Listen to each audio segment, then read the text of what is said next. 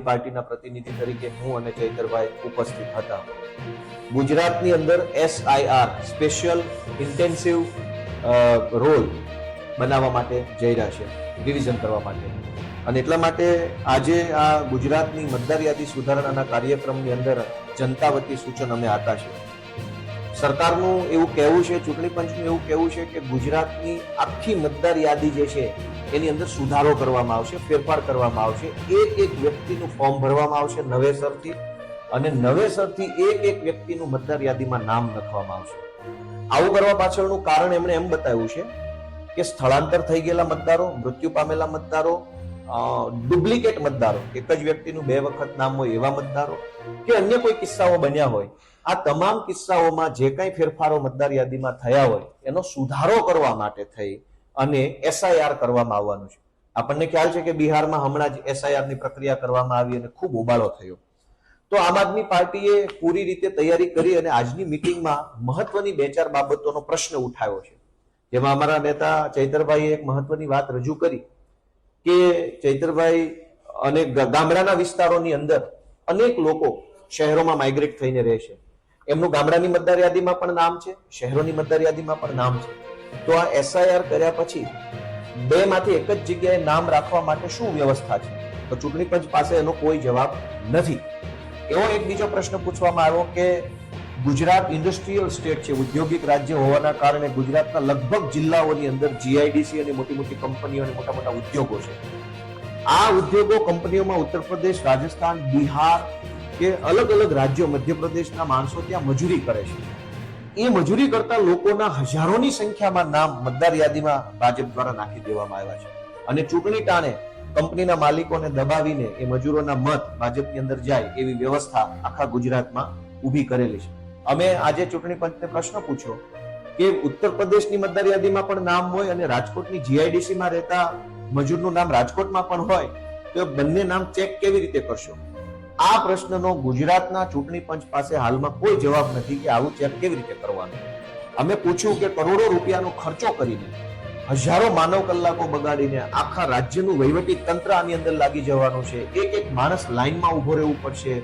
ગરીબ હશે, મજૂર હશે, અભણ હશે, અશક્ત હશે, અપંગ હશે, બીજી ત્રીજી રીતે જે લોકો હશે, બધા ખૂબ હેરાન થશે. અને આટલું બધું કર્યા પછી પણ જો રાજ્યનું ચૂંટણી પંચ કે કેન્દ્રનું ચૂંટણી પંચ ડબલ વોટરને પકડી નહીં શકે કે બિહારમાં પણ નામ હોય અને રાજકોટમાં પણ નામ હોય, અથવા તો જુનાગઢમાં પણ નામ હોય અને અમદાવાદમાં પણ નામ હોય, જો એને પકડી નહીં શકાય ડબલ વોટરને, તો પછી આટલી મોટી પ્રક્રિયા કરવી જોઈએ નહીં. મેં પુરાવા તરીકે મારા હાથમાં એક પુરાવો છે. આ પુરાવો મેં રજૂ કર્યો. આ ફોટો ઢાંકી દઉં છું. આ ફોટો ગુજરાતમાં એક મહિલાનો છે. આ મહિલાનું નામ એક જ મકાનમાં 3 વખત નોંધાયેલું છે. પોતાના ઘરમાં 3 વખત આ બેન મતદાર છે. મહિલાનો આ ચૂંટણી કાર્ડ લઈને એને રજૂ કર્યું અને ચૂંટણી પંચના જે મેન સાહેબો હતા એને જોઈને ખાલી મારી સામે સ્માઇલ કરી. એની પાસે કોઈ જવાબ જ નથી કે ગોપાલ ઇટાલિયાનો 3 વખત મતદાર યાદીમાં નામ છે.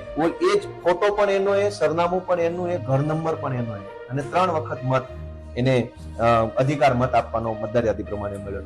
તો આખી SIR ની જે પ્રક્રિયા થઈ રહી છે એની અંદર આમ આદમી પાર્ટીને તમામ સૈનિકોને સૂચના આપવાની છે આવનારા દિવસોમાં કે આપણે બધાએ મત રક્ષક બનવાનું છે. અને મત રક્ષક બની ગુજરાતમાંથી એક પણ માણસની વોટ ચોરી ન થઈ જાય, વોટ કાપી ન જાય ભાજપ, એના માટેની પૂરતી કાળજી રાખવાની છે. ગામડે ગામડે એક વ્યક્તિ સુધી પહોંચી દરેકનું નામ નવી મતદાર યાદીમાં આવી જાય એ માટેની અમારી પૂરી તૈયારી છે. ભાજપને જે પ્રયત્ન કરવા એ કરી લે, પણ આ વખતે એનું હારવાનું ફરજિયાત છે. કેમ કે આ વખતે આમ આદમી પાર્ટી બેઠી છે. આમ આદમી પાર્ટી છે ત્યાં સુધી કોઈ પણ પ્રકારની ગેરરીતિ થવા નહીં દઈએ. વધારે વિગત અમારા ચૈતરભાઈ વસાવા કહેશે. આજે ગુજરાતના મુખ્ય ચૂંટણી અધિકારીએ તમામ સર્વદળીય બેઠક આજે બોલાવી. એમાં અમારા આમ આદમી પાર્ટીના ગુજરાતના નેતા ગોપાલ ઇટાલિયાજી અને અમે ઉપસ્થિત રહ્યા.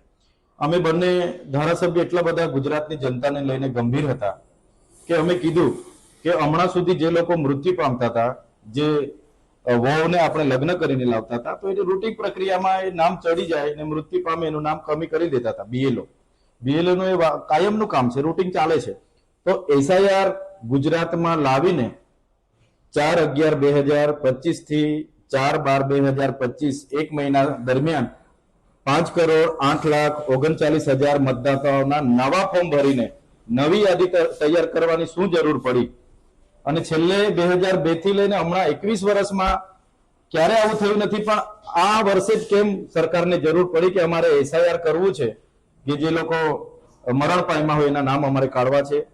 ત્યારે અમે સરકારને પૂછ્યું કે જે લોકો ડુપ્લિકેટ મતદાતાઓ છે, બે જગ્યાએ મત કરે છે, માનો કે અંકલેશ્વરમાં મજૂરી અર્થે આવેલા બિહાર, યુપી, મધ્યપ્રદેશના લોકો પોતાના ગામમાં પણ મતદાન કરે છે અને અંકલેશ્વરમાં મતદાન કરે છે, તો એના માટે ચૂંટણી પંચ પર શું ટેકનિકલી શું સોફ્ટવેર છે કે શું બાબતો છે કે એને આપણે પકડી શકાય? તો ચૂંટણી પંચ પર એનો જવાબ નથી. બીજું, એક જ મહિના માટેનો આ કાર્યક્રમ છે અને આખી મતદાર યાદી નવી બનાવવાની છે, ત્યારે જે લોકો પોતાનું જીવન નિર્વાહ માટે ગામડાઓમાંથી સૌરાષ્ટ્રમાં ખેત મજૂરી કરવા જાય છે, સુગરોમાં મજૂરી કરવા જાય છે, કંપનીઓમાં મજૂરી કરવા જાય છે, અને એ લોકોના ઘરે જ્યારે બીએલઓ જશે અને ઘરને તાળું મારેલું હશે, એનો ફોટો ક્યાંથી આવશે, એના ડોક્યુમેન્ટ ક્યાંથી લેવામાં આવશે અને એની શું વ્યવસ્થા છે? ત્યારે ચૂંટણી અધિકારી પાસે એનો જવાબ નથી. એ જ પ્રકારે અમે કીધું કે બોર્ડર વિલેજો છે ગુજરાતમાં, ઘણા મધ્યપ્રદેશ, રાજસ્થાન અને મહારાષ્ટ્રની બહેનોને વહુ બનાવીને અહીંયા લાવવામાં આવ્યા છે અને ઘણી અહીંની બહેનોને ત્યાં પણ લગ્ન કરીને આપ્યા છે. ત્યારે એમના પુરાવા કઈ રીતના આપણે મહિનાની અંદર ભેગા કરીશું? ત્યારે ત્યાંની યાદીમાં પણ નામ છે, તે કમી કઈ રીતના થશે? અહીંની યાદીમાં ઉમેરીશું કે કઈ રીતના સિસ્ટમ છે? એનો જવાબ ચૂંટણી પંચ પર નથી. ત્યારે જે 5,08,39,000 મતદાતાઓની નવી યાદી બનાવવાની જે તજવીજ આ ગુજરાત સરકારે હાથ ધરી છે, એ માત્ર ને માત્ર ગરીબ, વંચિત, દલિત, પીછડા અને મજૂરી વર્ગના લોકો, ગામડાના લોકો, જે વૃદ્ધ છે, વિધવા છે, ત્યક્તા છે, એવા લોકોને આમાં ખૂબ જ મોટા પ્રમાણમાં હેરાનગતિ થવાની છે. મહિનાની અંદર એ લોકો સૌરાષ્ટ્રથી પોતાના ગામે આવશે ચૂંટણી મતદાન યાદીમાં નામ ઉમેરવા માટે?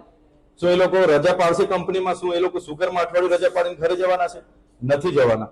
ત્યારે આવી ગંભીર બાબતોમાં પણ જે રૂટિંગ પ્રક્રિયા ચાલે છે એને ફ્રીજ કરી દેવામાં આવી છે અને આખું જે એસઆઈઆર ના નામે જે પ્રજાના ટેક્સના અબજો રૂપિયાનું રાંધણ થવાનું છે, લાખો માનવ કલાકો આમાં બગડવાના છે, અધિકારીઓ આમાં હેરાન થવાના છે. ત્યારે સરકારને અમારે વિનંતી છે, સરકાર આમાં કોઈ ગંભીરતા નથી, એની પાસે કોઈ ટેકનોલોજી નથી કે કોઈ લિંક નથી કે ડુપ્લિકેટ વોટરોની સ્કીનિંગ કરી શકાય. ત્યારે સરકાર આ બધી કરવાની જગ્યાએ જે રૂટિંગ પ્રક્રિયા ચાલે છે એ કરે. અમે અમારા તમામ બીએલએ અમારા બૂથ લેવલના એજન્ટો છે એમને અમે સજાગ કરી દઈશું. ક્યાંય પણ ભારતીય જનતા પાર્ટી એવા નાગરિકોને જેના મત કપાઈ જાય છે એ વોટ ચોરી ના થાય એની તકેદારી રાખીશું. અને જે પ્રકારે ચૂંટણી પંચનો રવૈયો રહ્યો છે, હમણાં આવનારા દિવસોમાં સ્થાનિક સ્વરાજની ચૂંટણી આવવાની છે. હમણાં તમે જોયું હશે 15 મ્યુનિસિપલ કોર્પોરેશનો, 80 જેટલી પાલિકાઓ અને 250 જેટલા તાલુકા પંચાયતો અને 32 જેટલા જિલ્લા પંચાયતોની ચૂંટણી આવવાની હતી. એની જગ્યાએ યાદી ફ્રીઝ કરીને નવી એસઆઈઆર ની યાદી 7 ફેબ્રુઆરી 2026માં બહાર પાડવાની વાત કરી છે અને બાદમાં ચૂંટણી કરવાની. ત્યાં સુધી વહીવટદારો રાજ કરશે એવી વાત જયારે ચૂંટણી પંચ કરતું હોય, એટલે આ ગુજરાતની જનતા લોકશાહીમાં ખૂબ જ ગંભીર બાબત છે. પ્રજાના ટેક્સના પૈસાનું રાંધણ થવાનું છે, લાખો માનવ કલાકો જયારે બગડવાના છે. ત્યારે અમારે તો ચૂંટણી આયોગને નમ્ર અપીલ છે, ચૂંટણી પંચ એ સંવિધાનિક સંસ્થા છે, કોઈના પણ દબાણમાં આવ્યા વગર બાબા સાહેબ આંબેડકરે બંધારણમાં બધાને એક મત નાખવાનો અધિકાર આપ્યો છે.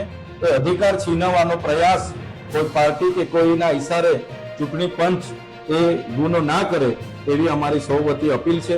અને આવનારા દિવસોમાં ગુજરાતની જનતાને પણ અમે કહીએ છીએ, 1 મહિનાનો સમય છે. આપણે આધાર કાર્ડ અપડેટ કરાવવા માટે 3-3 મહિના લાઈન ઉપર હતા, રેશન કાર્ડ કેવાયસી કરાવવા માટે 4-4 મહિના લાઈન પર હતા.